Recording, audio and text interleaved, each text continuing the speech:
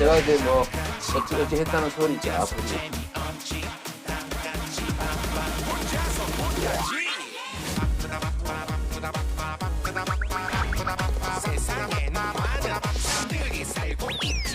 다양한 의견 차이와 이런 문제들은 뭐 얼마든지 있을 수 있는 것이고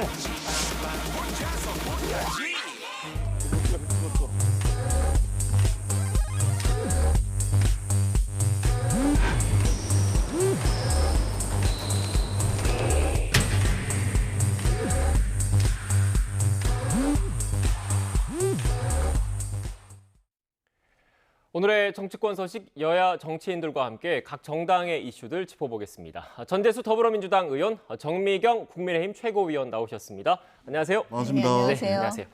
오늘은 본격적으로 그 전국 관련된 얘기하기 전에 코로나19 관련된 그 상황부터 좀 짚어봐야 할 것 같습니다. 코로나19 하루 신규 확진자가 5천 명을 넘었고 변이 바이러스인 오미크론의 국내 유입에 대한 우려도 지금 커지고 있습니다. 그래서 입국 방역을 좀 더 강화해야 되는 것 아니냐 이런 지적도 끊임없이 나오고 있는데 어떻게 보십니까, 여당에서는? 그러니까 이제 사수전에 이제 일상 회복 프로그램이 시작이 됐지 않습니까? 네. 그래서 이제 6주 단위로 끊어놔 가지고 그 6주 동안의 변화 상황들을 좀 면밀히 관찰하고 난 뒤에 일상 회복 2단계, 3단계로 넘어가 가지고 최종 3단계에서는 모든 것을 다 해제하는 쪽으로 계획을 잡았었는데 이게 갑자기 이제 오미크론 또 다른 변이가 발생을 하고 있고 또 일상회복 1단계에서 사실은 이제 전문가들 예상치를 훌쩍 뛰어넘는 이런 이제 확진자들이 지금 나오고 있습니다. 그래서 어제 문재인 대통령께서 직접 방역 점검 회의를 주재할 정도로 정부는 이 상황을 굉장히 심각하게 보고 있고요. 집권 여당인 민주당도 마찬가지입니다. 다만 이제 일상회복 1단계를 완전히 대물릴 수는 없는 상황입니다. 이 부분을 이제 의사 선생님들이나 이런 분들 방역 전문가들이 좀 우려하는 측면이 있는데 그러나 이 상황을 완전히 대물리기에는 여러 가지 조건상 이제 한계가 있기 때문에 이 상황을 좀 잘 관리하는 쪽으로 지금 진행이 되고 있고 저희들도 정치권도 정말로 이게 이전과는 완전히 새로운 국면이 도래했다. 그래서 좀 국회에서도 좀 머리를 맞대고 대책을 강구하는 데 힘을 좀 모아야 되겠다. 이런 생각들을 하고 있습니다. 네, 지금 의원님께서 집권 여당에 어떻게 보면 무게감이 있으신 인사시니까 추가적으로 제가 그 구체적으로 좀 질문을 드릴게요. 그러니까 일각에서 나오는 얘기들은 그 해외 입국자들의 입국 금지를 좀 확대를 하든지 아니면 사회적 거리두기 단계로 회귀하는 것까지 좀 어렵다면 그 사적 모임 인원 축소라든지 아니면 영업시간 제한이라든지 어느 정도 모임 자체를 축소할 수 있는 행정 조치들이 뒤따라야 되는 것 아니냐 이게 구체적인 그 지적들이거든요. 여기에 대해서는 어떻게 생각하십니까? 일단 먼저 두 번째부터 말씀을 드리면 사회적 거리두기 수준으로 되돌아가기는 지금 현재 상당히 어렵습니다. 어렵다. 예, 왜냐하면 지금 이제 국회에서도 지금 그 소상공인들에 대한 손실 보상이 한참 논의가 진행이 되고 있고 지역 화폐에 대한 논의도 진행이 되고 있는데 여러 가지 이 경제적 상황이나 이분들이 지금 내몰려 있는 이 상황을 다시 사회적 거리두기 단계로 하기는 상당히 좀 종합적으로 어렵다라는 말씀을 드리고 그다음에 입국 금지와 관련해서는 지금 전 세계적으로 확대해 나가는 추세입니다. 그렇기 때문에 지금 상황을 지금 예의주시를 하고 있고 매일매일 거의 그 시간 단위로 모니터링을 하고 있는 것으로 알고 있습니다. 그렇기 때문에 입국 금지라든지 입국 금지 대상 국가를 늘린다든지 이런 부분은 충분히 지금 검토를 할 수 있고 상황 변화에 따라서 적극적으로 취할 수 있는 조치다 이렇게 말씀을 드리겠습니다. 네. 여기에 대해서 어떻게 생각하십니까? 국민의힘 쪽에서는? 그 오미크론에 대해서 사실은 그 초기 대응이 굉장히 중요하잖아요. 또 오미크론. 네. 예, 네. 맞아요. 그래서 초기 대응이 굉장히 중요한데 이 대응을 잘못해가지고 또 감당할 수 없는 상황이 벌어졌을 때 우리 처음에 코로나 처음 상황 있잖아요. 그때도 뭐 입국 금지를 강화시켜야 된다, 막 이런 얘기가 여러 나왔는데 지금 상황이 그때 상황하고 또 비슷해진 것 같아요. 네. 그래서 저는 정부가 이 상황이 어떤 방식으로 우리가 막아낼 수 있는지에 대해서 국민들께 좀 알려주시고 가능하다면 그 입국에 대한 부분을 더 강화시켜야 되는 것이 아닌가. 저는 그렇게 봅니다. 네, 저도 최고위원님께 좀 구체적으로 질문을 드리겠습니다. 그러니까 현재 아프리카 8개 나라 정도가 입국 금지가 돼 있지 않습니까? 이거를 선제적으로 좀 더 입국 금지 국가를 확 확대를 해야 된다라는 지적에 대해서 어떻게 생각하시는지 하나랑, 그리고 이 사적 모임 축소 그리고 영업시간 제한 같은 뭐 사회적 거리두기 단계 회기로까지는 아니지만 어떻게 보면 그 이동량이나 아니면 사회의 사적 모임 자체를 좀 줄여야 된다는 방안에 대해서는 어떻게 생각하시는지가 궁금하거든요. 그 국민들께서는요 내용을 사실 잘 몰라요. 네. 언론을 통해서 우리가 알거나 그다음에 정부가 어떤 얘기를 언론을 통해서 얘기하면 그 정도의 우리는 지식을 가질 수밖에 없잖아요. 그러면 첫 번째 그 입국 금지 대상을 확대해서 만약에 막을 수 있다면 그 판단은 오로지 정부의 판단에 달려 있는 거잖아요. 네. 그렇다면 당연히 정부는 전문가들의 의견을 듣고 어떤 식으로는 결단을 내려야 되는 거예요. 근데 그런 결단을 내리면 우리 국민들께서는 아, 그게 좋은 판단이구나 그리고 받아들일 수밖에 없으니까 그건 정부가 신속하게 결단을 내려줘야 된다고 생각하고요. 그다음에 두 번째는 회기든 회기가 아니든 저는 그건 중요하다고 보지 않아요. 정말 막아낼 수 없는 정도의 상황인데 우리가 다시 그거를 갖다가 좀 축소해서 좀 모임을 좀 또 줄이고 이런 게 가능해서 막아낼 수 있다면 막아내야 되는 거 아니겠어요? 네. 그것도 정부에게 달려 있는 거죠. 네, 알겠습니다. 일단 뭐 이른바 코로나19 방역, K-방역이 또 중대 기로에 지금 서 있는 상황입니다. 어떻게 보면 그 이런 코로나19 방역과 관련해서는 여야 가릴 것 없이 그리고 어떻게 보면 전문가, 정부 가릴 것 없이 사회적 재난을 극복하기 위한 초유의 과제이기 때문에 여야 그리고 전문가, 정부가 모두 힘을 모아서 머리를 맞대고 대책을 마련해야 되겠다라는 생각이 듭니다. 이 얘기를 이 정도로 하고 본격적으로 정치권 소식을 짚어보겠습니다. 먼저 국민의힘 관련된 이야기를 해봐야 될 것 같은데 이준석 대표가 지금 집거 중이지 않습니까? 관련해서 질문이 쏟아졌는데 윤석열 후보가 이런 발언을 했습니다. 먼저 듣고 오겠습니다. 일사불란한 그런 지휘 명령 체계가 있다면은 그게 어디 민주적 정당이라고 할 수 있겠습니까? 그래서 어제 제가 그 얘기를 듣기로는 뭐 본인 휴대폰을 다 꺼놓고 있다고 했기 때문에 그렇게 뭐 무리하게 해서 막 연락을 하는 것보다 이제 좀 뭐 부산에 있다고 하니까 좀 생각도 정리하고 이렇게 해서 다시 당무에 복귀하게 되면 얼마든지 부산서 그 당무로 바로 복귀를 할지 또 하루 이틀 걸릴지는 모르겠습니다만은 또 우리가 같이 선대위도 해야 하고 또 최고위도 같이 해야 되고 하기 때문에 그 회의 기간 시간이나 또는 그 전후로 해서 얼마든지 얘기할 수 있는 기회는 많이 있습니다.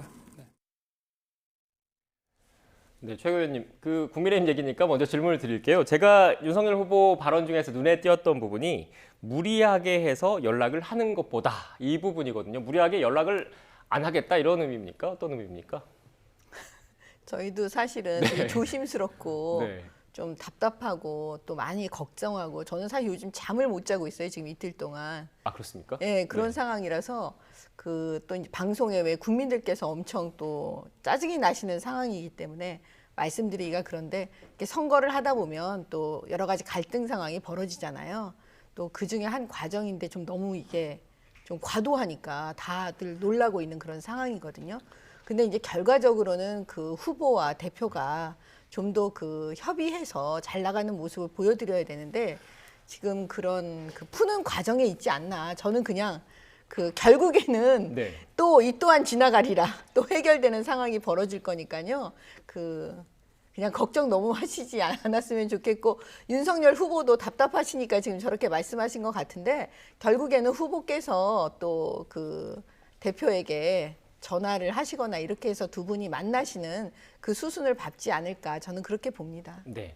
의원님 하나 더 질문 추가로 드려도 되겠죠? 지금 의원님께서 이 또한 지나가리라라고 말씀하셨는데 일반 시청자 여러분들 그리고 유권자분들은 이 지나가는 과정도 궁금하거든요. 그래서 좀 질문을 좀 드릴게요. 일단 이준석 대표가 SNS에 메시지를 올리고 사실상 잠적을 했지 않습니까? 그때 보니까 초선 의원들과 그 술자리가 있었다고 하던데 당일날 통화를 하셨다면서요? 아, 이제 그 술자리 마치고 네. 집으로 가는 과정에서 이제 저하고 통화가 됐는데요. 그 주변에서 이제 SNS에 올린 걸 보고 저는 사실 못 봤습니다, 네. 그때. 근데 이제 걱정이 되시니까 저한테 확인 좀 해달라고. 그래서 이제 제가 통화를 했는데, 굉장히 많이 고통스러워 하더라고요. 왜냐하면 본인이 그 당대표로서 느끼는 그 책임감이나 이런 거에 대해서도 인식을 하고 있고요. 그 다음에 그 정권 교체를 향해서 당대표가 되고 나서 그린 그림이 있었는데 그 그림대로 이 선대위 그림이랑 맞지 않으니까 굉장히 고통스러워하는 것 같았어요. 그래서 이제 술이 좀 과하니까 그 조금 있다가 이제 집에 가서 전화하자. 그리고 이제 그냥 많은 얘기는 못 하고 끄는 그런 상황입니다. 네, 지금 말씀하신 거 방송에서 공개해도 되는 내용인 거죠? 네. 일단 뭐 좀 말씀을 좀 두루뭉술하게 하셔서 그 이준석 대표가 원하는 바가 있었다라는 말씀이신 거잖아요. 그런데 제가 좀 단도직입적으로 여쭙겠습니다. 가장 큰 원인이 김병준 위원장 그리고 이수정 교수 영입과 관련된 겁니까? 아니면 어떤 겁니까? 그건 저는 이제 구체적인 거는 잘 모르겠고요. 그 모든 게 이제 어떤 하나의 원인, 하나의 어떤 걸로만 귀결될 것 같지는 않고 그 종합적으로 다 쌓여가지고 네. 그게 이제 이렇게 좀 이런 과도하게 좀 간 게 아닌가 좀 그런 생각이 듭니다. 네, 말씀 한마디 한마디에 되게 조심스럽게 말씀하시는데 이런 모습 보시는 여당 입장은 어떻습니까? 그 일단은 우리 대통령 선거가 네. 국민들 삶 또는 나라의 미래 뭐 이런 것과 전혀 상관없는 자기네들끼리 어떤 자리 다툼, 이 자리 다툼의 본질은 권력 투쟁이죠. 권력 투쟁.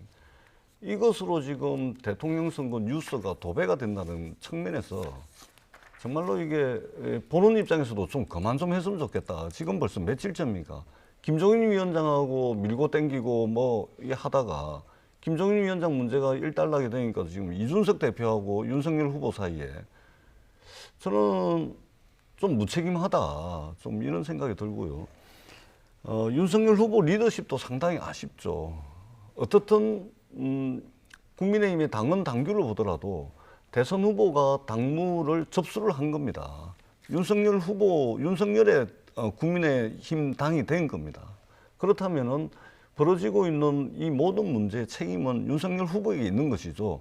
윤석열 후보의 리더십을 국민들이 지금 보고 있는 겁니다. 왜 이것을 우려스럽게 보냐면 만에 하나 국민의힘이 집권을 했다 칩시다. 그럼 집권당이 되는 겁니다. 집권 여당이 되는 거죠. 그러면은 지금 벌어지고 있는 이 자리 다툼, 권력 투쟁이 집권하고 난 뒤에 바로 대통령직 인수위로 그대로 옮겨갈 겁니다. 청와대 인선 문제로 그대로 옮겨갈 겁니다. 그 다음에 내각 인선 문제까지 그대로 이어질 겁니다. 어떻게 되겠습니까? 힘센 쪽이 전부 다 대통령직 인수위 청와대 내각을 다 장악하게 될 겁니다. 실력과 능력 위주로 인선을 하고 내각을 꾸리는 것이 아니고 힘센 파워 그룹들이 추천한 사람들이 그냥 다 장악하는 겁니다. 그러면은 국정 운영이 어디로 가겠습니까?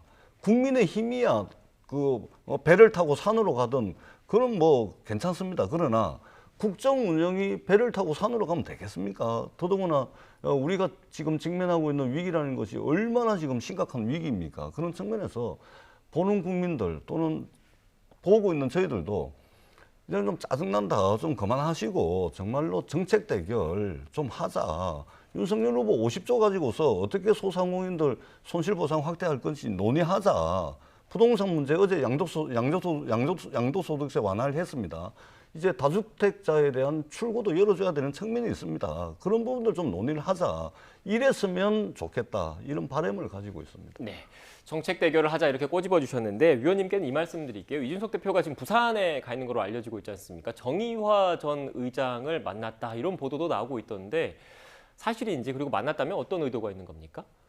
저희도 사실 잘 몰라요. 우리도 언론 보도를 통해서 지금 보고 있기 때문에요. 왜냐하면 휴대폰이 지금 연락이 안 되니까 지금 내용은 정말 잘 모르겠습니다. 사실 저희도 굉장히 답답한데요.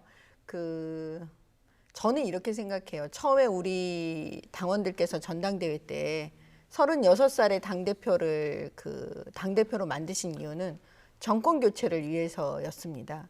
그 부분에 대해서 지도부가 사실 잘 이제 보좌하고 이렇게 해서 이걸 잘 이끌어 가려고 지금 사실 굉장히 최선의 노력을 다하고 있는 상황이거든요. 근데 아까 우리 전재수 의원이 말씀하셨지만 민주당도 내용을 겪긴 겪었어요. 왜 지난번에 한번 다 이제 내려놔라. 그리고 뭐 이재명의 민주당의 이재명이 아니고 뭐 이렇게 말씀하시잖아요. 그러니까 사실은 선거를 시작하는 가운데에서 다 어떤 당이든 사실 한 번에 겪는 건데 지금 이 시점에서 겪는 게 어떻게 보면 더 나을 수도 있다. 왜냐하면 이게 더 지나가고 뭐 한 달 남고 뭐 이런 일이 벌어지면 안 되니까요. 그러니까 그런 면에서 봤을 때 그래도 빨리 이걸 해결할 수 있는 시간이 좀 있으니까 여기서 털고 한번 가는 게 훨씬 낫다 이렇게 보여지고요. 이준석 대표도 본인이 왜 대표가 됐는지를 알 겁니다. 정권 교체 알고 있어요. 그렇기 때문에 어떻게 해결해야 되는지도 고민하고 본인이 다시 복귀할 거라고 저는 보고 조금 시간이 필요한 게 아닌가 그렇게 봅니다. 네. 저도 복귀할 거라고 생각을 합니다. 예, 선택의 여지가 없습니다. 그렇기 때문에 복귀를 할 텐데, 근데 아마 이번 일을 계기로 이준석 대표도 좀 성찰을 좀 해야 됩니다. 왜 그러냐면 그동안 뭐 잘은 모릅니다만 보도를 통해서 보면 한 대 맞으면 두 대 때린다. 먼저 안 건드리면 나도 안 건드린다. 그러니까 이게 정치라는 것을 너무 젊은 나이에 여의도 주변에 10년 이상 있다 보니까 정치라는 것을 어떤 대립과 갈등과 투쟁을 통해서 어떤 성취하는 것, 쟁취하는 것 이렇게만 너무 정치를 보는 것 같아요. 근데 정치가 그런 측면이 분명히 있습니다. 그러나 그 이면에는 조정이라든지 조율이라든지 타협이라든지 양보라든지 이런 면들이 분명히 있거든요. 그러니까 정치를 너무 갈등적 관점에서 정치를 바라보고 있고, 그다음에 굉장히 이게 지기 싫어하는, 지고는 못 사는, 왜 우리 주변에 그런 친구들 중에도 그런 사람들이 있지 않습니까? 절대 지고는 못 사는 그런 사람들이 있습니다. 이재명 후보도 그런 분이신데요. 그러니까 이제 정치를 하다 보면 이게 질 때는 져야 되는 거죠. 그다음에 아무리 기분이 상해도 그냥 못 들어서 넘어가야 되는 경우도 있습니다. 그런데 지고는 못 사는 이 성격이 지금 이 갈등 국면에서 지금 극단적으로 표출이 되고 있다.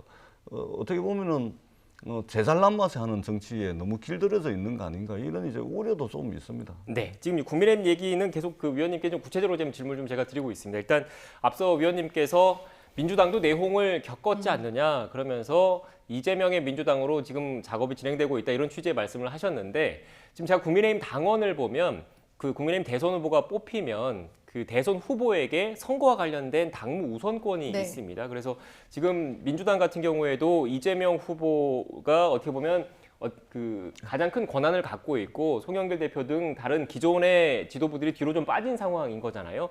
국민의힘 내부에서도 윤석열 후보가 대선 후보고 당무 우선권을 갖고 있으니까 국민의힘 윤석열 후보를 중심으로 뭉쳐야 되지 않느냐, 이준석 대표가 조금 더 양보를 하는 게 맞지 않느냐, 이런 여론도 있을 것 같다는 생각이 들고, 반대로 윤석열 후보가 통 크게 다 품어서 가야 되는 것 아니냐, 이런 여론도 있을 것 같은데, 실제 여론의 경중은 어떻습니까? 근데 이제 어떤 사건이 터지면 다 양비론으로 갈 수밖에 없어요. 네. 어느 한쪽이 다 옳다라고 가지는 않으니까요. 제가 볼 때는 우리가 당무 우선권, 그게 이제 후보에게 있는 게 맞고요. 네. 사실 후보 중심으로 가는 게 맞습니다. 그래서 이제 최고위원 지도부도 사실 뒤로 지금 빠져 있는 상황인 거 맞거든요. 네. 그다음에 회의 주제도 윤석열 후보가 지금 하고 계시고요. 근데 이제 어떻게 보면 이준석 당대표는 2030의 상징성을 이미 가져버렸어요. 그런 분이 사실은 당대표이기 때문에 민주당하고는 조금 다른 상황인 거죠. 왜냐하면 2030을 지금 어느 당이 함께 하느냐에 따라서 지금 이 대선 판도가 다르다라고 분석을 지금 많이 하고 계시고, 아마 우리 의원님도 동의하실 것 같은데, 그런 의미에서 지금 2030은 이준석 대표가 있는 국민의힘과 같이 가는 지금 형국 모양새가 그렇게 되어 있잖아요. 그래서 이제 윤석열 후보가 이준석 대표하고 협의하고 가는 모습이 어떻게 보면 제일 좋은 모습인 거죠. 네. 그러니까 그런 과정 속에서 이런 일이 이제 약간 갈등이 지금 좀 표면화된 게 좀 과도하게 지금 돼선 그렇지만, 어떻게 보면 제가 아까 말씀드린 대로 이것 또한 지나가면서 또 협의하는 모습으로 또 새롭게 태어나고 결국 그렇게 갈 거라고 저는 봐요. 네. 그러니까 이 또한 지나가겠죠. 네. 근데 지나가서 돌아보니까 다 망가져 있으면 안 되잖아요. 네. 지나가긴 지나가는데. 지금 제가 볼 때는요, 민주당이 제일 즐거워하고 계시는 거 같아요. 지나가긴 지나갈 텐데 이게 온전한 모습으로 지나가야 되는 것이죠. 근데 이제 좀 전에 우리 정미경 최고께서 이제 말씀하시는데 동의를 합니다. 근데 이제 2030을 놓고 사실은 윤석열 후보하고 이준석 대표 사이에 이 지점에서 완전히 미스매치가 발생하는 겁니다. 그러니까 이준석 대표는 내가 2030의 대표성을 가지고 있다라고, 그리고 내가 이 대선에서 결국 2030이 핵심 키인데 내가 그들을 대표하니까 내가 어떤 역할을 해야 된다는 겁니다. 근데 윤석열 후보는 그거 인정 못 하는 거예요. 왜냐하면 2030이라는 것은 20살에서부터 39살까지인데 20살에서 39살까지 이분들이 처해 있는 경제적 상황이나 이해나 요구가 같을 수가 없거든요. 사실은 2030을 정치권이 자꾸만 소환하고 호명을 해서 그렇지 2030을 한 묶음으로 묶을 수가 없습니다. 네. 이해관계가 다 틀리거든요. 그렇기 때문에 윤석열 후보는 이준석 후보가 2030을 대표한다. 이걸 인정 못 하는 겁니다. 그러니까 이준석 대표 그 뭐 사무총장 보고 만나라 그러고 뭐 잘 되겠죠. 이러고 넘어가는 거거든요. 그러니까 2030에 대한 인식의 엄청난 갭, 차이, 이것으로부터 지금 이 문제가 발생하고 있다. 이렇게 보는 측면도 있습니다. 요즘 보면 그 네. 민주당 의원님들께서 우리 당 상황을 더 많이 아세요. 그리고 더 분석도 더 잘하시고 막 그러시는 것 같은데 그뭐 불난 집에 약간 부채질하고 계시는 게 아닌가 막 네. 이런 생각도 딱 들고. 보면 압니다. 분석할 거 없이. 그래서 딱 보면. 제가 볼 때는 결국 뭐냐면 민주당도 이런 상황이 또 올 수가 있거든요. 이 또한 지나가리라. 예, 그러니까 뭐냐면 각자 제가 볼 때는 그냥 바라봐 주고 네. 그다음에 저는 국민들께 죄송한 마음인 거죠. 국민들께서 바라보시는데 많이 걱정하시고 또 그러시니까 그러니까 빨리 이 갈등 상황이 봉합될 수 있도록 지금 저희가 물속에서 물밑 작업을 많이 하고 있습니다. 네. 빨리 좀 봉합이 돼서 네. 정책 선거 정말로 이게 국민들의 무너진 일상을 이렇게 세울 수 있는 그런 비전을 가지고 경쟁을 네. 했으면 그거는 좋겠다. 맞는 알겠습니다. 예. 일단 지금 제가 요 질문은 간략하게 좀 답변을 듣고 민주당 얘기를 좀 해봐야 될 것 같은데 위원님께서 계속 이 또한 지나가리라 하니까 계속 이제 이게 내일에 좀 남는 것 같아요. 그런데 이게 지나가는 과정이 쉽지는 않을 것 같다는 느낌이 좀 드는 게 이 김병준 선대위원장이 이런 발언을 했더라고요. 물러날 생각 전혀 없다. 이 또한 지나가는 과정이 쉽지 않을 것 같습니다. 김병준 위원장님이 물러나가실 이유가 없죠. 네. 사실은 그분은 그냥 말씀하시는 거죠. 그 김종인 위원장으로 인해서 이준석 대표하고 김병준 위원장 이런 여러 가지 갈등이 있지 않나 그러셔갖고 그 김병준 위원장님께서 이제 그 말씀하신 것 같은데 지금까지요. 그 어떻게 보면 본인한테 모욕적인 상황이 될 수도 있었지만 여태까지 참고 견디면서 나가시는 것도 네. 참 대단한 일인 거예요. 참으셨잖아요, 계속. 그런데 그 김종인 위원장께서 오시고 또 하더라도 김병준 위원장님이 또 하실 일이 있거든요. 그러니까 우리는 다 같이 진짜 이게 선거 때는 누구라도 와서 지금 남의 편도 한 10번이나 네. 찾아가서 그분 집에 가서라도 사정해서 우리 편 만드는 게 선거잖아요. 그렇기 때문에 전부 모여서 함께 가자는 거니까 누구를 배제하고 누구를 나가라 그러고 이런 거는 아닌 겁니다. 사실. 네, 알겠습니다. 위원님께서 이 또한 뭐 잘 지나갈 거라고 하시면서 물밑 작업 계속 하고 계신다고 하니까 국민의힘 상황은 좀 더 지켜봐야 될 것 같고 민주당 이야기도 해보겠습니다. 민주당도 지금 2030 세대의 공을 좀 들이고 있지 않습니까? 어제 1호 영입 인사도 지금 발표를 했는데 관련해서 녹취를 먼저 듣고 대담 이어가겠습니다. 참신하고 감동적이고요. 예. 국민들이 이제 이런 캠프의 모습을 원하는 것 같고 결국에는 이제 그 이재명 후보의 선택과 결단 좋았던 것 같습니다. 조동현 교수는 스토리텔링이 완벽하지 않습니까? 그래서 앞으로도 제2, 네. 제3의 조동현을 기대를 합니다. 지금 이제 그분이 30대지 않습니까? 예. 뭐 전문가들 내에도 또 진짜 전문가들이 있고 네. 아직 뭐 젊은 전문가들이 있는데 뭐 그런 거는 조금은 좀 관대한 시선으로 보고 앞으로 40대, 50대 그분이 전문가로서 가야 할 길이 많이 남아있지 않습니까? 예. 그렇게 보면은 뭐 그런 것들은 나이 크게 때문에 뭐 그렇다 개최를 할 말씀이시네요. 부분은 아닌 것 같습니다. 아, 그렇군요. 네. 의원님, 조동현 교수가 지금 갖게 된 직책이 송영길 대표와 같은 그렇습니다. 급의 예. 이런 직책인 거죠? 네. 정확히 어떤 역할을 하게 되는 겁니까? 그러니까 이제 그 역할을 이제 잘 찾아야 됩니다. 네. 저희들이 조동현 교수는 참 저희 당 입장에서는 좀 얼마나 고마운지 모릅니다. 예, 이분이 이제 육군사관학교를 나오셔서 우리가 그 82년생입니다. 예, 82년생. 우리가 82년생 김지영 소설도 있었지 않습니까? 네. 히트를 쳤었는데 말하자면 우리 사회에 여러 가지 이제 모순과 갈등들이 있는데 이것이 가장 중심적으로 점철되어 있는 세대들 이죠. 82년생, 30대 여성이고 두 아이를 키우면서 일을 하고 있는 또 워킹맘이고 또 이제 우주항공 전문가, 군사 전문가. 저희들 입장에서는 얼마나 참 고마운지 모릅니다. 그래서 이 조동현 교수와 같은 분들을 많이 청구하고 발탁을 해가지고 뭔가 우리 국민들께 새로운 변화된 민주당의 모습, 이런 부분들을 좀 더 보여드릴 수 있도록 최대한 노력을 할 거고요. 이제 송영길 대표와 공동 상임 선거대책위원장을 맡게 됩니다. 그렇게 되면은 아마 송영길 대표하고 이제 역할 분담도 좀 필요하고 요 부분들은 이제 선거 캠페인이 한 100일 정도 남았는데 이 과정에서 조동현 교수 귀하게 저희들이 모셨기 때문에 귀하게 또 쓰일 수 있도록 그리고 우리 그렇게 하는 역할들이 우리 국민들에게 사실은 이제 희망이 좀 되고 최소한 희망은 되지 못할지언정 위로는 될 수 있는 그런 이제 역할과 위상을 할 수 있도록 저희들이 옆에서 잘 보필하도록 하겠습니다. 네, 이건 좀 민주당 얘기니까 추가로 좀 발언 기회를 좀 더 드리겠습니다.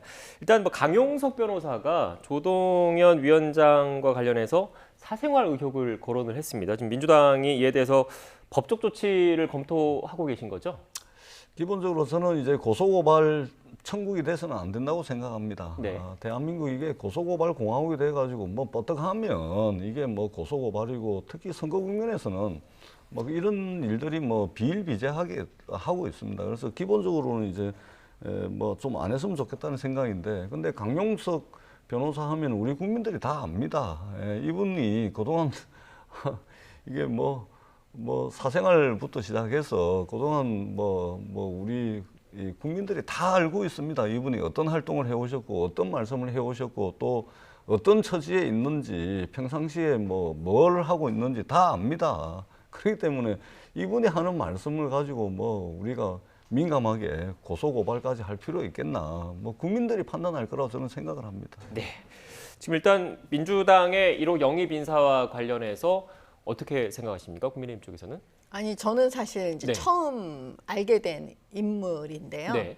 그런 의미에서는 뭐 참신성은 굉장히 좋은 거죠. 네. 예. 근데 이제 우리가 왜 인재 영입하다 보면은 제대로 된 급해가지고 제대로 된 검증이 안 되는 상황에서 그 참신성으로만 이제 도배를 해가지고 이렇게 선보이고 막 그러다가 또 사고가 나는 이제 그런 경우가 있어서 결국엔 나중에 또 수습하고 사실 이거는 꼭 민주당뿐만 아니라 그 여러 정당이 그렇게 해왔어요. 지금까지 선거 국면에서. 네. 그래서 제가 볼 때는 앞으로 그 이 조동현 교수 이제 이 인재영이 민주당의 이 분도 결국은 그 검증의 단계를 혹독하게 또 겪으실 것 같은 느낌이 드는 거예요.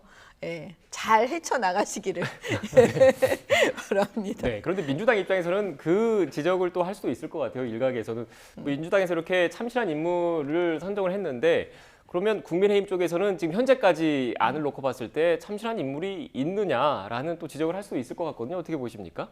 그 참신한 인물은 늘 있죠.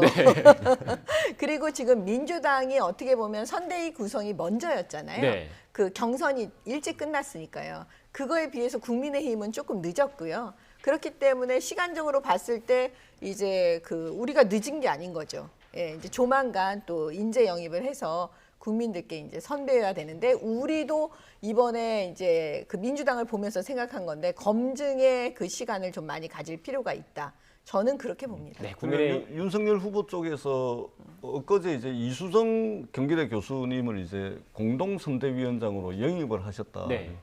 근데 언론에서도 영입이라는 표현을 쓰던데, 근데 엄밀하게 따지면 영입이 아니죠. 왜냐하면 2020년 7월 달에 그때 당시 미래통합당의 성폭력 대책위원회 위원으로 이미 국민의힘에 입당을 영입이 됐었고요.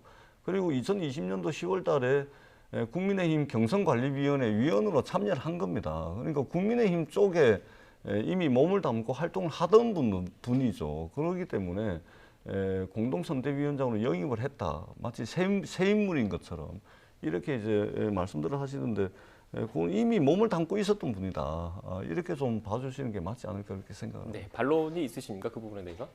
그러면 이제 검증은 그 완벽하게 됐다는 거네요. 네, 알겠습니다. 일단 이 부분 이 정도로 좀 정리를 하고요. 좀 어떻게 보면 좀 분위기를 좀 도두기 위해서 가벼운 이야기를 좀 해볼게요. 최근 이재명 후보 그리고 부인 김혜경 씨가 각종 인터뷰 그리고 예능 프로그램에도 적극 나서고 있습니다. 이미지 변신을 꾀하는 거라고 볼 수 있겠습니까, 의원님? 불러주는 데가 많습니다. 일단. 아, 그렇습니까? 네.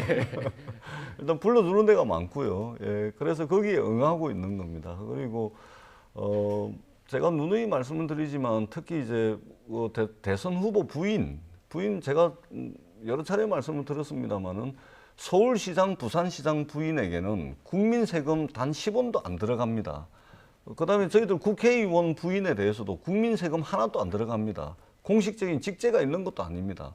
그런데 대통령 후보 부인에 대해서는 공식적인 직제가 있고 국민 세금으로 인력과 예산과 이것들이 다 지원이 됩니다. 그렇기 때문에 국민 세금 들어가는 데는 검증이 필요하죠. 감시가 필요하죠. 그렇기 때문에 좀 이제 대선 후보도 좀 국민들께 모습을 드러내 가지고 국민들께 좀 판단할 수 있는 근거, 선택할 수 있는 정보를 제공해 줘야 된다고 생각을 합니다. 그런 측면에서 김혜경 이제 사모님의 경우에는 국민들께 여러 차례 김장김치도 하고 여러 가지 이제 행보들을 보이고 있습니다. 그런 측면에서 상당히 좀 바람직하다 이런 생각이 들고 김건희 윤석열 후보 사모님께서도 이것은 국민들에 대한 예의입니다. 의무입니다. 그렇기 때문에 언론을 통해서든 또는 공식적인 행보를 통해서든 좀 국민들께 좀 나타나시는 것이 바람직하지 않은가 그런 이제 아쉬움을 좀 가지고 있습니다. 네, 자연스럽게 윤석열 후보 쪽에 비판을 지금 하셨는데 그 윤석열 후보 부인 김건희 씨는 언제쯤 공개석상에 나오는 겁니까? 지금 그런 질문들을 굉장히 지금 네. 많이 하시는데 결국은 이제 선거가 이제 딱 돌입이 되면은요. 그러면 결국은 이제 나오시는데 그 준비를 하고 있는 과정입니다, 지금. 예, 어떤 방법으로 국민들께 이제 하실지. 왜냐하면 사실은 그 지금 현재 문재인 정권에서 윤석열 후보가 검찰총장 시절부터 사실 얼마나 많이 주변에 윤석열 후보의 주변을 털으신 거 맞죠? 그렇게 해서 공격의 어떤 포인트를 잡고 계시고 있는데 털었다기보다는 좀 검증했다는 정도로 맞아요. 좀, 네. 예, 그러면 김건희 씨에 대해서도 사실은 지난번에 형사적인 그런 문제 이런 부분에 대해서 계속 지금 공격의 포인트를 잡고 계시는 상황이기 때문에 그 부분에 대해서 진짜 퍼스트 레이디로서의 어떤 측면을 지금 보시고 싶어 하시는 게 아니라 어떻게 하면 공격을 많이 할까 그런 포인트를 잡고 계시기 때문에 그 부분에 대해서 우리가 준비하는 시간이 좀 있어야 됩니다. 네. 그러니까 좀 전에 우리 정미경 최고에서 이제 털었다 말씀을 하시는데 대한민국이 그렇게 만만한 나라가 아닙니다. 예. 털고 싶다고 검사, 경찰 동원해가지고 이게 무슨 군사 독재 시절도 아니고 그렇게 검증을 할 수가 없습니다. 그리고 대한민국은 엄연히 형사사법 체계가 엄연히 존재하는 것이고 그 다음에 수사에 대한 이제 법이 정한 절차와 과정이 있는 것입니다. 그런 측면으로 이제 좀 봐야 될 것 같다는 그러면 의원님 그런 면에서 공수처는 없애야 돼요. 지금 공수처가 형사사법 그 체계에 맞습니까? 절차를 지금 제대로 하고 있습니까? 알겠습니다. 세상에 저렇게 법을 안 지키는 공수처가 어디 있습니까? 의원님 알겠습니다. 일단 거의 그 대담이 마무리 단계에서 이렇게 또 논쟁을 붙으니까 그래도 정리를 좀 해야 될 것 같습니다. 저희 준비한 시간이 있어서요. 다음 기회에 또 모셔서 관련된 이야기 현안 짚어보겠습니다. 지금까지 전재수 더불어민주당 의원, 정미경 국민의힘 최고위원과 함께 대선 전국 현안에 대한 이야기 나눴습니다. 오늘 말씀 고맙습니다. 네, 고맙습니다. 고맙습니다.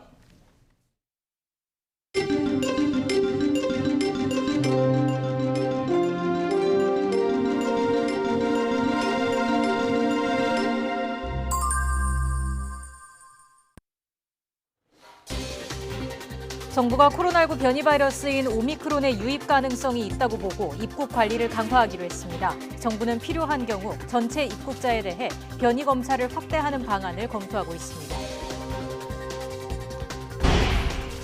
어제 발생한 코로나19 확진자가 5,123명으로 코로나 사태 이후 처음으로 5,000명대가 됐습니다. 위중증 환자도 723명으로 최다 규모로 집계됐는데 수도권 중환자 병상 가동률은 89.2%로 한계 상황에 달하고 있습니다. 더불어민주당 이재명 대선 후보가 20, 30대 청년과학 인재 4명 추가 영입을 발표했습니다. 국민의힘 윤석열 대선 후보는 국회 법사위에서 대장동 게이트 특검법 상정이 무산된 데에 대해 이재명 후보가 이중 플레이를 하고 있다고 비판했습니다.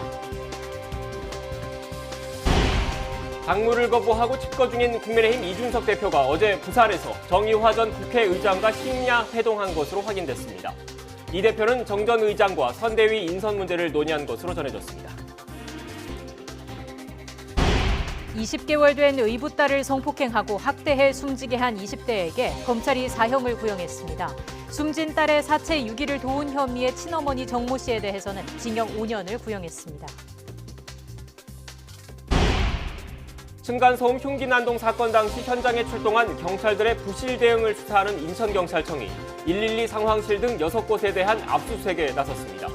경찰은 당시 신고 녹음 파일과 무전 내용을 확보해 현장을 이탈한 상황을 조사할 계획입니다. 코로나19 신규 확진자가 5,123명으로 역대 최다를 기록했습니다. 전날보다 2,000명 넘게 급증해서 처음으로 5,000명대 확진자가 나온 겁니다. 위중증 환자도 계속 늘고 있습니다. 하루 새 62명이나 늘어서 현재 723명, 또 역대 최다 규모입니다. 위중증 환자가 연일 최다를 기록하면서 사망자도 속출하고 있습니다. 숨진 사람은 어제 하루 34명이 신고돼 국내 사망 누적은 3,658명에 달합니다. 백신 1차 접종률은 82.9%입니다. 백신 완료율은 조금 전 80%를 돌파했습니다. 코로나19 위중증 환자가 급증하면서 수도권을 중심으로 의료 역량이 한계에 달하고 있습니다. 중앙사고수습본부 자료를 보면 어제 오후 5시 기준 수도권 중증 환자 전담 병상 가동률은 89.2%로 하루 전보다 0.7%포인트 증가했습니다. 지역별로는 서울이 90.7%이고 경기 87.6%, 인천 88.6%로 집계됐습니다.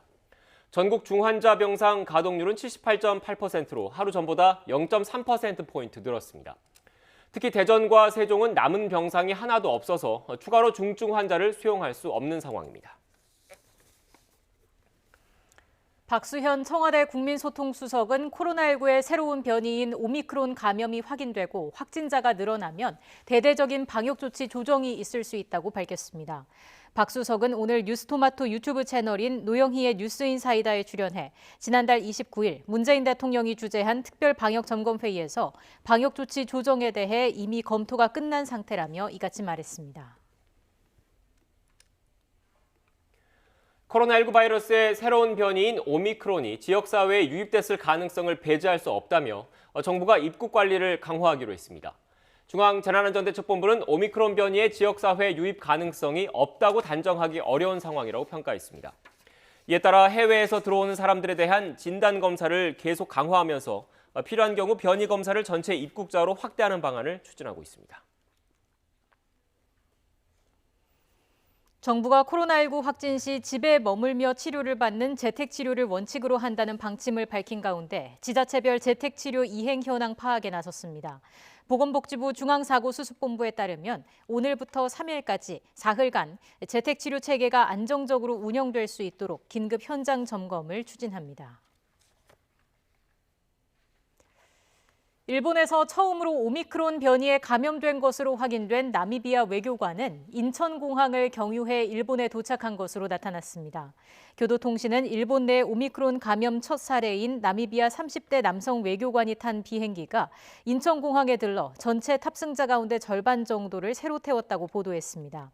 나미비아 외교관이 인천공항에 경유할 당시의 동선 등은 현재까지 구체적으로 확인되지 않고 있습니다. 일본 방역당국은 이 비행기에 동승한 70명을 밀접 접촉자로 구분해 이틀에 한 번 검사를 진행하고 정부 지정시설에서 격리할 것을 요청하는 등 대응하고 있습니다. 오미크론은 현재 유럽을 중심으로 빠르게 번지고 있습니다. 특히 네덜란드에서는 남아공에서 발표하기도 전부터 감염자가 나온 것으로 확인됐습니다. 보도에 김선희 기자입니다. 영국에서 코로나19 변이인 오미크론 감염 사례가 20건 이상으로 크게 늘었습니다. 보건당국은 지역 감염도 이미 시작됐을 것으로 보고 있습니다. 영국은 대중교통과 상점 등에서 마스크 착용을 의무화하고 부스터샷에 총력을 기울이기로 했습니다. The target that we've set ourselves is to offer a booster to everyone eligible by the end of January. 프랑스도 상황이 악화하고 있습니다. 일일 코로나19 확진이 5만 명가량으로 주말에는 3차 유행 때보다 심각해질 것으로 보고 있습니다. 오미크론 사례도 더 늘어날 것이란 예상입니다. 독일, 벨기에 등 유럽연합 10개 나라에서 오미크론 감염은 40여 건을 훌쩍 넘었습니다.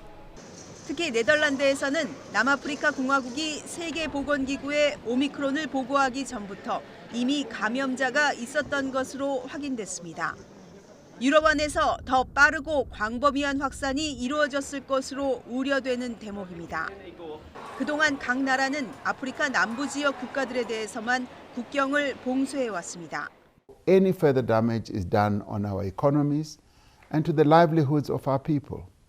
There is no scientific justification whatsoever. 네덜란드의 발표로 오미크론이 언제 어디서 처음 발생했는지 파악하는 게 어려워지며 세계 각국의 방역 대책이 더 힘들게 됐습니다. YTN 김선입니다. 오미크론 우려가 커지면서 유럽 각국이 백신 접종 의무화를 속속 추진하고 있습니다. 올라프 슐츠 차기 독일 총리는 백신 접종 의무화 법안을 추진해 내년 3월 초 이전에 입법하겠다고 밝혔습니다. 그리스는 다음 달 중순부터 60세 이상 국민에게 백신 접종을 의무화하고 거부하면 매달 100유로 13만 원의 벌금을 물릴 계획입니다.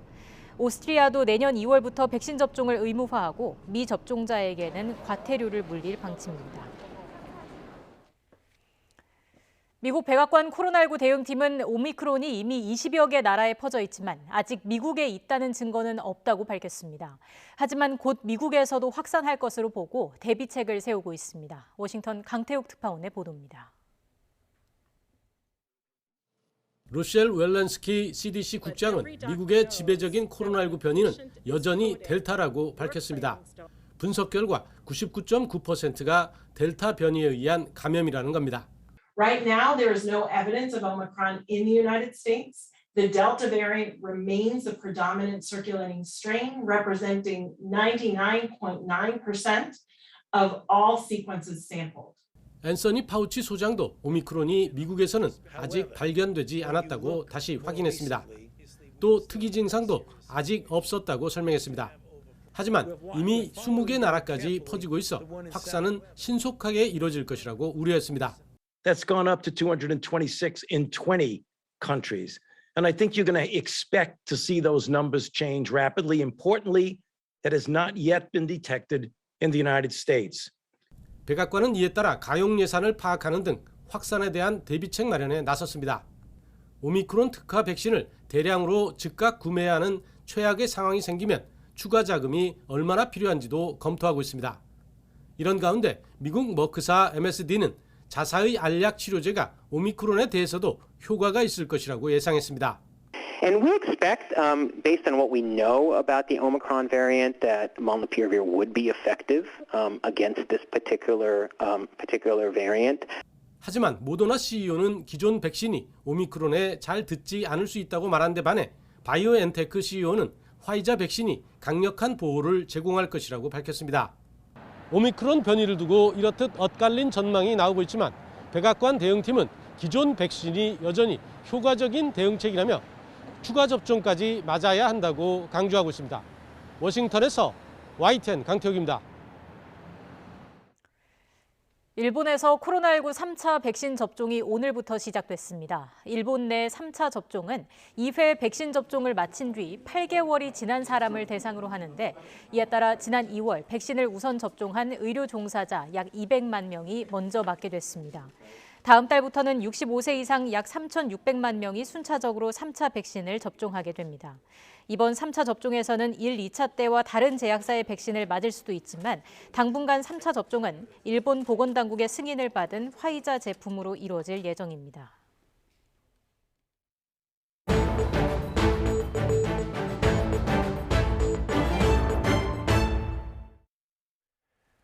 YTN은 어제와 오늘 강원과 경기 지역의 캠퍼스를 둔 한 사립대학의 비위를 연속 보도하고 있습니다. 이해할 수 없는 학교 시설 공사부터 총장 일가의 비정상적인 학교 운영까지 문제가 한둘이 아니었습니다. 취재기자 연결해서 좀 더 자세히 알아보겠습니다. 홍성욱 기자. 네, 강원 취재본부입니다. 네, 먼저 홍 기자가 단독 보도한 대학교 정문공사부터 다시 살펴보죠. 어떻게 된 겁니까? 네, 강원도 고성과 원주 그리고 경기도 양주에 캠퍼스를 둔 경동대학교입니다. 문제가 된 정문공사는 경기도 양주와 원주 캠퍼스 정문인데요. 지난 2017년 그리고 2019년 각각 만들어졌습니다. 이 화면으로도 알 수 있듯이 두 곳의 정문 크기와 모양, 높이까지 똑같습니다. 설계 도면이 같고 같은 업체가 같은 자재를 사용해 만들었는데 문제는 공사비입니다. 4억 원 이상 차이가 납니다. 이유는 업체의 자재 부풀리기로 드러났습니다. 문제는 업체의 이런 뻥튀기 계약을 학교 측은 아무 의심 없이 인정했고 공사비까지 전액 지급했다는 겁니다. 경찰은 업체가 받은 공사비 흐름을 추적하고 있는데요. 과도하게 지급된 공사비 일부가 대학이나 총장 일가 쪽으로 돌아갔을 가능성을 보고 있습니다. 네, 경동대학교의 이상한 정문공사 어떻게 확인한 겁니까? 네, 사실 이런 문제는 경동대학교 종합감사 자료에 나와 있습니다. 지난 6월 교육부가 감사 결과를 상세히 공개했는데요. 무려 120페이지가 넘는 자료입니다. 정문공사 외에도 제기된 문제가 한둘이 아닙니다. 무려 43개 항목인데 그건 잠시 뒤에 다시 설명하고 정문공사 확인 과정을 말씀드리면요. 정문공사 관련 감사 결과는 전체 129페이지 자료에서 가장 뒤쪽인 122페이지에 나와 있습니다. 감사 자료가 워낙 방대하다 보니 모든 자료를 살펴보고 현장에서 확인했던 언론사가 많지 않았던 것으로 추측하고 있습니다. 네, 정문공사 관련해서 이상한 점이 더 있다고 하던데 총장 소유의 토지가 있었다고요? 네, 현장 취재를 하니 강원도 원주 캠퍼스의 경우 새로 생긴 정문을 학생들이 많이 이용하지 않고 있었습니다. 기존에 다른 정문이 있었고 기숙사에 살지 않는 학생들은 대부분 셔틀버스를 타고 등하교합니다. 그런데 새로 설치된 정문 앞 도로 하나를 건너는 곳에 이곳에 있는 토지가 눈에 들어왔습니다. 농사를 지은 것으로 보이지 않는 밭이었는데요. 최근 땅 관련 문제가 너무 많다 보니 토지 소유주가 누구일까라는 궁금증이 생겼습니다. 등기부 등본을 떼보니 전성용 경동대 총장의 이름이 나왔습니다.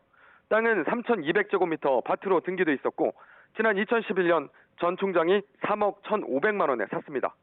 땅을 사고 의도적으로 그곳에 학교 정문을 낸 것인지는 알 수 없습니다. 다만 분명 석연치 않은 부분이긴 합니다. 네, 교육부 감사 결과 지적된 문제가 한둘이 아니라고 했지 않습니까? 또 어떤 문제가 있었습니까? 네, 감사를 통해 지적받은 사안이 모두 43건입니다. 너무 많으니 심각하다고 판단되는 것만 추려 설명하겠습니다.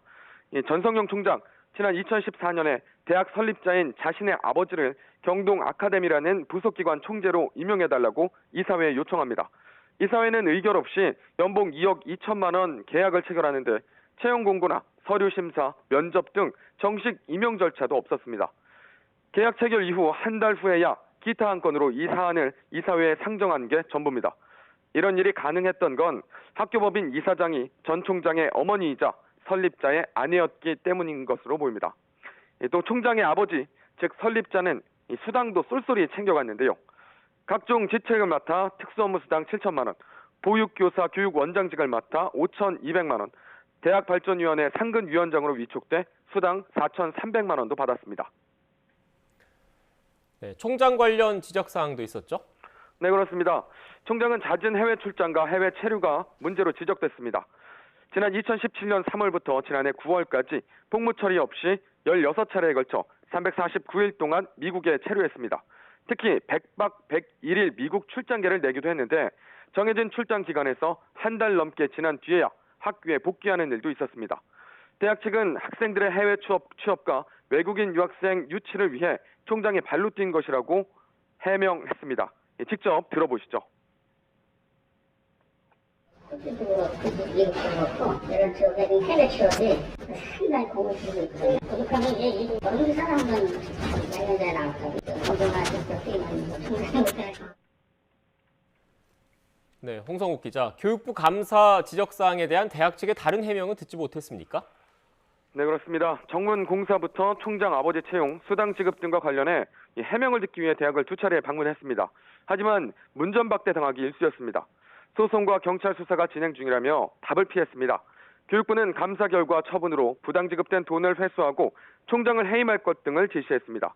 하지만 대학 측이 법원에 징계 취소 가처분 신청을 했고 최근 법원이 이를 인용한 것으로 알려졌습니다. 이와 별개로 배임과 업무방해 등의 혐의로는 경찰 수사가 진행 중입니다. 강원경찰청 반부패 경제범죄수사팀에서 이미 총장 집무실 등 압수수색을 진행했고 관련자를 소환 조사한 것으로 확인했습니다. 수사의 범위가 방대해 시간이 걸리겠지만 그 결과에 관심이 쏠리고 있습니다. 지금까지 강원취재본부에서 YTN 홍서욱입니다. 국민의힘 윤석열 대선 후보 처가의 가족회사가 경기도 양평 아파트 개발 당시 개발 부담금을 부당하게 면제받았다는 의혹에 대해서 경찰이 수사하고 있습니다. YTN이 관련 자료를 확보해서 분석한 결과 개발 이익을 계산할 때 땅 매입가를 등본보다 부풀려서 계산한 의혹이 드러났습니다. 이준엽 기자입니다. 국민의힘 윤석열 대선 후보의 처가가 개발하면서 각종 절차상 특혜 논란이 일고 있는 경기 양평군 공흥지구 아파트 단지. 지난 10년 동안 준공된 양평군 아파트 가운데 유일하게 개발이익 일부를 환수하는 개발 부담금을 전혀 내지 않은 것으로 밝혀져 논란이 됐습니다. 언론 보도와 경찰 수사가 이어지자 양평군이 지난달 18일 뒤늦게 잘못 계산했다며 1억 8천만 원에 부과해 의혹은 더욱 커졌습니다. 매입 가격과 개발 비용의 이중 공제된 부분을 발견하여 정정 부과하게 된 것입니다. YTN이 당시 사업의 개발 부담금 산출 내역서를 확보해서 들여다봤습니다. 처음에는 17억여 원을 산정했다가 심사와 이의제기 절차를 거쳐 6억여 원, 다시 0원으로 산정된 근거가 적혀 있습니다. 우선 17억여 원에서 6억여 원으로 깎일 때 가장 많이 바뀐 건 땅을 산 가격입니다. 개발 부담금은 개발 사업으로 땅의 형질이 바뀌게 되면 오른 땅값에서 개발 비용과 자연 상승분 등을 빼고 난 다음에 25%를 산정합니다. 산 가격을 높게 책정할수록 개발 부담금은 적게 계산되는 구조입니다. 양평군은 애초 산 가격을 공시지가로 계산해 12억여 원으로 산정했지만 사업자 측이 이의를 제기하자 실제 매입가로 바꿔 5배 넘는 64억여 원으로 계산했고 개발 부담금은 6억 원대로 뚝 떨어졌습니다. 이후 다시 윤 후보 처가 측이 사업을 끝낼 때 땅 가격을 공시지가에서 분양가 기준으로 바꾸면서 6억 원대 개발 부담금은 0원으로 떨어졌습니다. 양평군은 사업자 측이 유리한 가격을 선택할 수 있다고 설명했지만 똑같은 개발 사업을 두고 개발 부담금이 수시로 깎여 아예 없어지다 보니 의혹이 끊이지 않는 겁니다. 인허가 연장 특혜나 그리고 개발 부담금 면제 등 보통 상식적으로 일어나기 힘든 일이 유독 겹친 점에 대해서 철저한 수사가 필요하다고 생각합니다. 그런데 YTN 취재 결과 개발 부담금 산정 당시 인정된 매입가가 등기부 등본에 적힌 금액과 다르다는 게 확인됐습니다. 사업부지 17필지에다가 사업에서 제외된 2필지 268제곱미터까지 모두 합해도 57억 9,280만 원. 그런데 양평군은 6억 5천만 원이나 더 많이 인정해 준 겁니다. 시행사 입장에선 부풀려진 매입액의 일정 비율만큼 개발 부담금을 아낄 수 있게 된 겁니다. 개시 시점의 토지 가격이 이제 그 취득한 토지의 금액하고도 일치되지 않는 부분이 있어서 별도의 확인이 필요할 것 같습니다. 이제 취득세 끊고 등기 이전하는 거라서 등기부등본에 있는 금액이랑 아마 같을 텐데 그 부분 이제 제가 그 파악이 안 되니까. 윤 후보 처가 측은 매입 계약서를 모두 군청에 제출했기 때문에 임의로 매입가를 조작할 수 없는 구조라고 설명했습니다. 다만 등본과 매입가의 차이가 있다면 계약서 두 부를 작성하던 관행 탓에 액수 차이가 생겼을 수는 있다고 해명했습니다. 당시 관행적으로 이루어지던 다운 계약서 작성 사실을 스스로 인정한 셈입니다. 하지만 양평군이나 윤 후보 처가 측 모두 등기부 등본과 매매 계약서의 매입가가 다른 이유에 대해 명확히 설명하지 못하고 있어 논란은 계속될 전망입니다. YTN 이준엽입니다. 더불어민주당이 AI 개발자 등 20, 30대 청년 과학 인재 4명을 영입했습니다. 이재명 대선 후보는 오늘 오전 서울 여의도 민주당사에서 후보 직속기구인 국가인재위원회의 1차 국가인재 기자회견에 참석해 영입 결과를 직접 발표했습니다. 이 후보는 영입 인재를 소개하면서 청년들이 정책을 내고 집행할 수 있게 하는 고민을 하고 있다며 전담 부처를 만들면 어떨까 하는 생각도 갖고 있다고 말했습니다. 이번에 영입된 인사들은 대학생 AI 개발자인 20살 김윤기 씨, 데이터 전문가 38살 김윤희 씨, 뇌과학자 37살 송민영 씨, 인공지능 연구자 35살 최예림 씨 등입니다. 국가인재위원회 총괄단장인 백혜련 의원은 명망가 중심의 인재 영입보다는 각자 자신 분야에서 사회에 기여하는 방법을 고민해온 젊은 혁신가를 발굴하고자 했다고 인선 배경을 설명했습니다. 국민의힘 윤석열 대선 후보는 국회 법사위에서 대장동 게이트 특검법 상정이 무산된 데 대해 민주당 이재명 후보가 이중 플레이를 하고 있다며 그만둬야 한다고 비판했습니다. 윤 후보는 SNS에 올린 글에서 며칠 전 이 후보가 조건 없는 특검을 하자고 했는데 당은 특검을 회피하는 것을 어떻게 이해해야 할지 모르겠다며 이같이 적었습니다. 특히 이 후보는 마치 특검을 수용하는 것처럼 꾸며 점수를 따고 정작 민주당은 특검을 방해하는 대장동 탈출 기만전술이라면서 그게 아니라면 오늘이라도 당장 민주당의 특검법 상정을 지시하라고 촉구했습니다. 또 국민은 대장동 게이트의 진실을 알고 싶다면서 이를 밝히지 않고 대선을 치른다는 건 국민의 올바른 선택을 방해하는 것이라고 지적했습니다. 사실상 당무를 거부하고 집거 중인 국민의힘 이준석 대표가 어제 부산에서 정의화 전 국회의장과 심야에 회동한 것으로 확인됐습니다. 정 전 의장은 오늘 YTN 취재진에게 이 대표로부터 연락을 받고 어젯밤 9시쯤 해운대에서 단 둘이 만났다고 말했습니다. 특히 이 대표가 선대위 인선 문제를 걱정하기에 윤석열 대선 후보를 잘 이해하고 원로와 중진들 얘기도 듣고 해서 하나하나씩 풀어나가라고 조언했다고 전했습니다. 또 당의 내분으로 비치지 않도록 유념하고 윤 후보가 정치 경험이 많지 않으니 당 대표로서 힘을 주라고 얘기했다고 설명했습니다. 어제 측근들과 부산에 간 이 대표는 이르면 오늘 서울로 올라올 거라는 관측도 나오는데 이 대표 측은 현재로선 계획을 밝힐 수 없다는 입장입니다.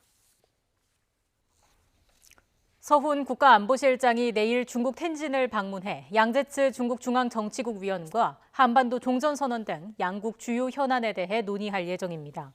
청와대는 서 실장이 내일 양제츠 위원과의 회담에서 종전선언 등 한반도 문제와 한중 관계, 국제 정세 등 양국 상호 관심사에 대해 폭넓은 의견을 교환할 계획이라고 밝혔습니다. 서 실장은 이번 방중에서 지금까지 한국과 미국 사이 협의한 한반도 종전선언 내용을 중국 측에 설명하고 북한을 대화 테이블로 이끌어내기 위한 방안 등을 협의할 것으로 보입니다. 북한은 오는 17일 김정일 국방위원장의 10주기를 앞두고 추모 분위기를 조성하며 결속을 강조했습니다. 노동당 기관지 노동신문은 오늘 일면 사설을 비롯한 여러 기사를 통해 김정일 국방위원장을 인민을 위해 헌신한 지도자로 묘사했습니다. 그러면서 김정은 국무위원장을 수령에 대한 충정의 본보기로 내세우며 주민들에게도 나라 발전을 위해 헌신할 것을 주문했습니다.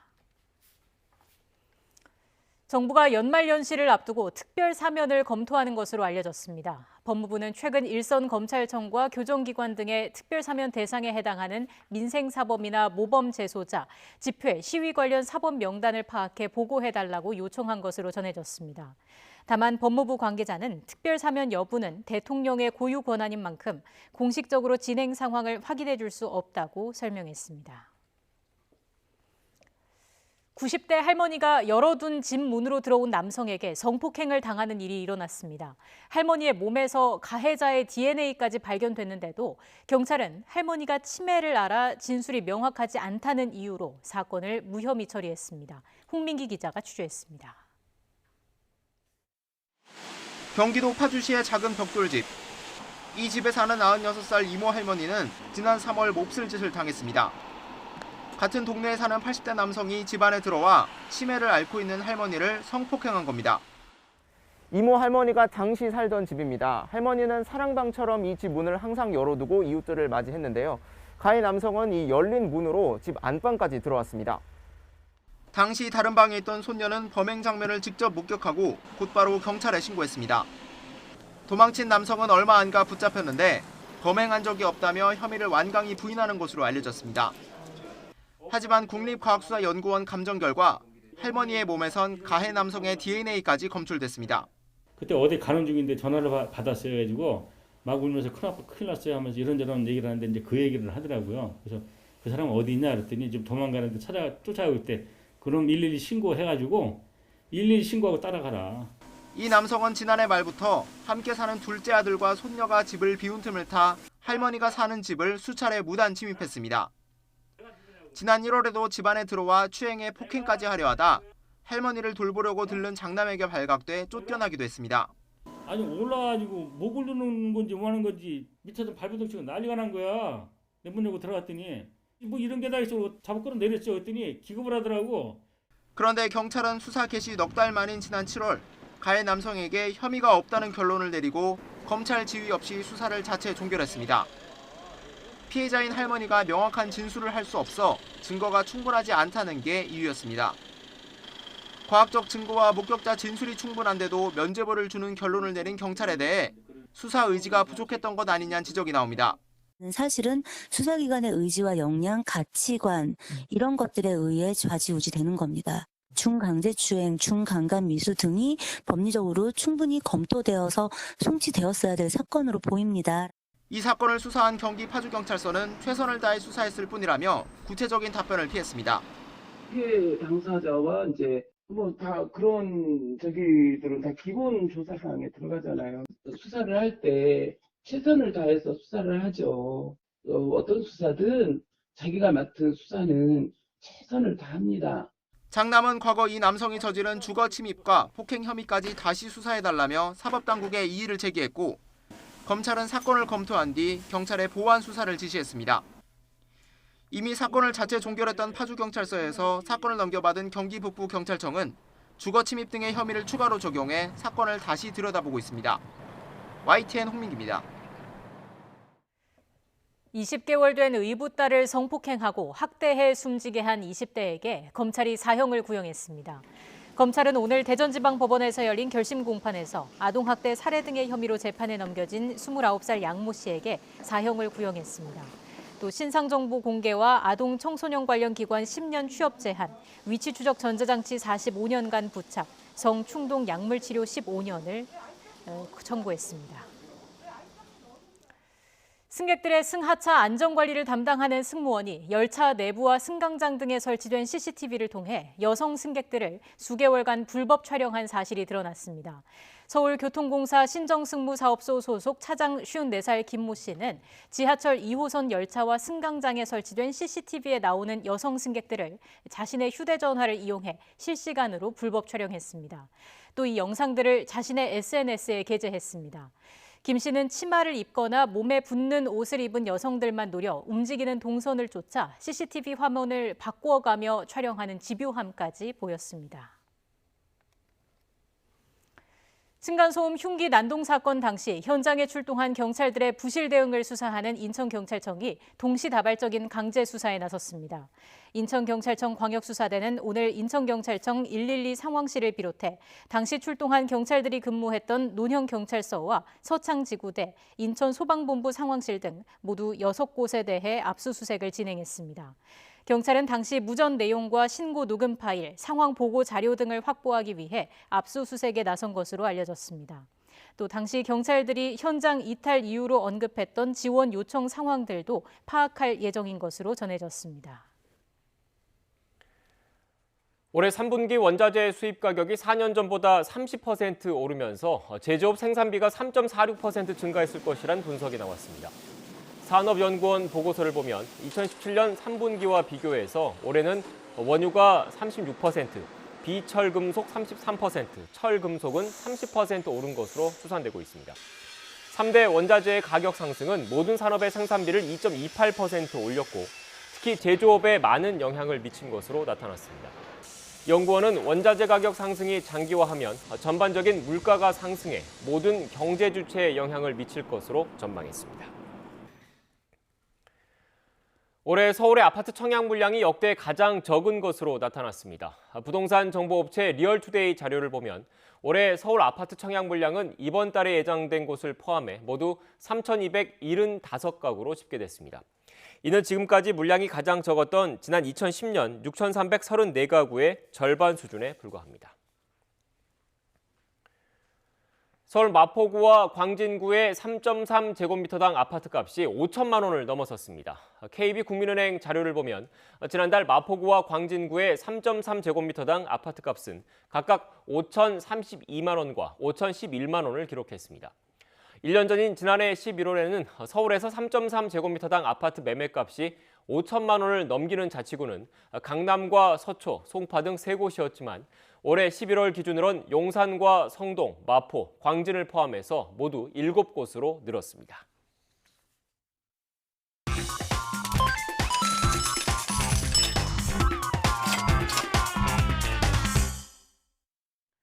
오늘의 경제지표입니다. 먼저 국내 증시부터 보시겠습니다. 먼저 코스피, 어제 종가 기준 올해 들어 처음으로 2,900선마저 무너졌죠. 오늘은 저가 매수세가 유입되면서 반등하고 있습니다. 다만 오미크론 공포가 여전한 만큼 상황은 조금 더 지켜봐야 할 것으로 보입니다. 코스닥은 비교적 힘을 받지 못하고 있습니다. 시각 현재 970선에서 거래가 되고 있습니다. 이어서 미국 증시 상황 전해드립니다. 3대 지수 모두 큰 폭으로 하락했습니다. 오미크론으로 인한 경제적 우려와 제롬 파월 연준 의장의 테이퍼링 가속화 시사 발언에 영향을 받았습니다. 이어서 이 시각 환율 상황 보시죠.